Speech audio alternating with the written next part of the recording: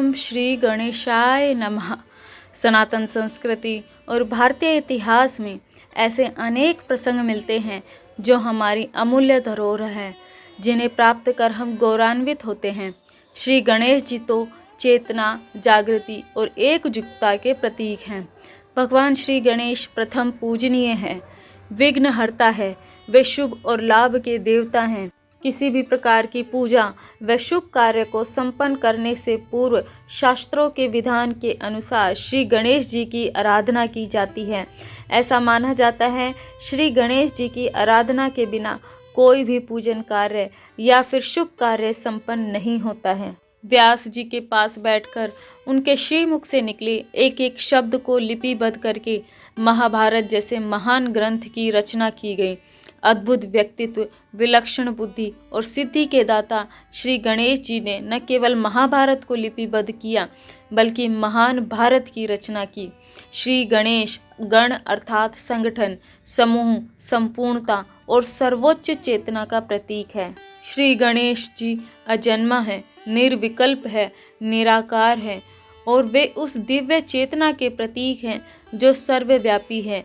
गणेश जी सृष्टि में संचालित ऊर्जा का माध्यम है। यह वही ऊर्जा है जिसमें सब कुछ चलायमान होता है और जिसमें सब कुछ ही विलीन हो जाता है। श्री गणेश जी के जन्म की कथा हम सभी जानते हैं। हम उनके दिव्य स्वरूप को देखें तो उनका सिर हाथी का है। हाथी ज्ञान और कर्म दोनों का ही प्रतीक है। हाथी प्रखर बुद्धि, सहजता, विशालता का प्रतीक है। हाथी का स्वभाव है कि वे सभी अवरोधों और समस्याओं को अपने मार्ग से हटाते हुए आगे बढ़ता है। यही उसकी प्रखरता व सहजता का प्रतीक है।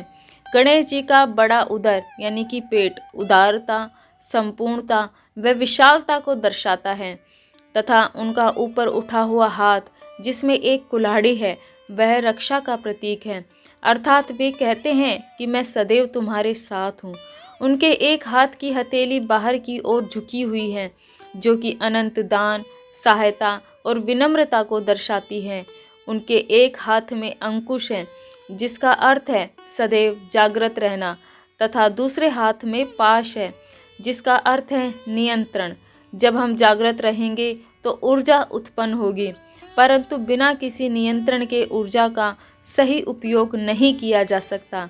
इसीलिए पाश नियंत्रण की शक्ति को भी दर्शाता है। श्री गणेश जी का वाहन चूहे का है और चूहे की विशेषता है कि चूहा उन सभी रस्सियों व बंधनों को काट देता है जो हमें बांधती है। चूहा अज्ञान की परतों को काटने का संदेश देता है ताकि हम परम ज्ञान की ओर बढ़ सकें। श्री गणेश जी के अलग अलग अवतारों के अलग अलग नाम हैं। प्रथम एक दंत जो कि एकाग्रता का प्रतीक है। श्री गणेश जी का एक नाम लंबोदर है क्योंकि अतीत, वर्तमान और भविष्य के सभी ब्रह्मांडों में वे मौजूद हैं और सभी उनमें मौजूद हैं। उन्हें महोदरा यानी कि बड़े पेट वाला भी कहा गया है जो कि ब्रह्म ज्ञान का अवतार है। वक्रतुंड उनकी घूमती हुई सूंड का स्वरूप है जो ईर्ष्या से ऊपर उठकर सभी के साथ सभी के लिए जीवन जीने का संदेश देती है। विकटा अर्थात असामान्य रूप, यह प्रकाशमान प्रकृति का अवतार है जो शिक्षा देता है कि हमारी दिव्य संस्कृति के वंदन के साथ प्रकृति का भी वंदन करें। धरती हमारी माँ है और हम सब उनकी संतानें हैं। हमारी प्रकृति श्री गणेश जी का ही स्वरूप है, इसलिए हम सभी प्रकृति से जुड़े हैं। हम सभी अपने पर्वों व त्योहारों के माध्यम से दिव्य प्रकृति से, प्रभु से जुड़े हैं क्योंकि ईश्वर पूरी सृष्टि में ही समाया है। सत्य तो यह है कि प्रकृति ईश्वर का ही स्वरूप है। हर कण में और हर क्षण में ईश्वर समाया है, इसलिए प्रभु और प्रकृति का वंदन साथ साथ करें। श्री विनायक चतुर्थी के माध्यम से आप इन श्रद्धा की कड़ियों से, भावनाओं की कड़ियों से अपने आराध्य से जुड़े रहें।